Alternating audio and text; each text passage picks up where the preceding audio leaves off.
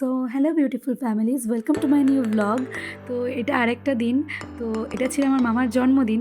তো আমরা গেছিলাম মামা বাড়িতে, তো মামার বার্থডে সেলিব্রেট করার জন্য। তো দেখো, মামা কেক কাটছিল। তো হ্যাপি বার্থডে মামা। তো তারপর আমি আর সেই দিন রাত্রেবেলা আর কিছু করিনি ব্লগ। দেখো, আমার ভাই পুরো স্নো স্প্রে দিয়ে ভর্তি করে দিয়েছে। তো আমি নেক্সট ডে আবার স্টার্ট করেছিলাম। আমি গেছিলাম পড়াতে অ্যাজ অলওয়েজ সকালবেলা 6টার সময় তখন। তো আমি যাই পড়াতে, আমার প্রথমে ফার্স্ট ক্লাস যাই আমি আমার ভাইকে পড়াতে, মামার ছেলেকে আর কি। তো সকালবেলা পড়াতে গেলে এই এক অবস্থা হয়, বসে বসে দেখো ঘুমাচ্ছে প্রায় ও কম্বলের তলায় বসে বসে। ও চোখ খুলতে পারছে না, ফার্স্ট দিকে চোখ খুলতে পারে না, তারপর গিয়ে পড়বেও।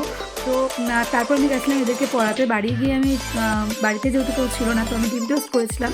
তো ডিম টোস্ট খেয়ে আমি রেডি হয়ে আমি চলে গেছিলাম কলেজের জন্য। তো বাস স্ট্যান্ডে দাঁড়িয়ে বাস আসার জন্য অপেক্ষা করছিলাম। তো তারপর আমি কলেজের দিকে হাঁটছিলাম বাস স্ট্যান্ড থেকে নেমে। তোমাদেরকে যেরকম আগে আমি বলেছি যে আমি কোন দিক দিয়ে যাই কলেজে, কোন কলেজে পড়ি, তো না দেখে থাকলে ওই ভিডিওটা গিয়ে তোমরা একবার চেক আউট করতে পারো। তো তারপর আমি কলেজে গিয়ে আমি কলেজে সমস্ত ক্লাস মিটিয়ে আমি বেরিয়ে গেছিলাম।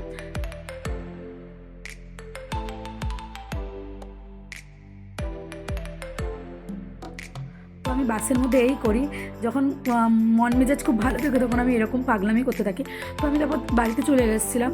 তো আমি নিয়ে এসেছিলাম স্বদেশ কেবিন থেকে আজকে বিরিয়ানি। ফার্স্ট টাইম আমি স্বদেশ কেবিনের বিরিয়ানি ট্রাই করেছিলাম। তো দেখো, আমার কাছে বিরিয়ানিটা ভালো লেগেছে মোটামুটি, বাট এটা একটু বেশি অয়েলি ছিল। তো আর এখানে 2 পিস মোটামুটি সাইজের চিকেন ছিল, একটা আলু ছিল ভালো সাইজের, আর একটা ডিম ছিল, আর স্যালাড দেওয়া ছিল।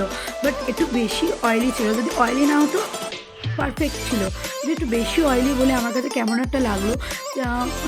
রাইসটা ফ্লেভারফুল ছিল, বাট চিকেনটা সেরকম একটা ফ্লেভার ছিল না, বাট আলুটাতে আবার ফ্লেভার ছিল।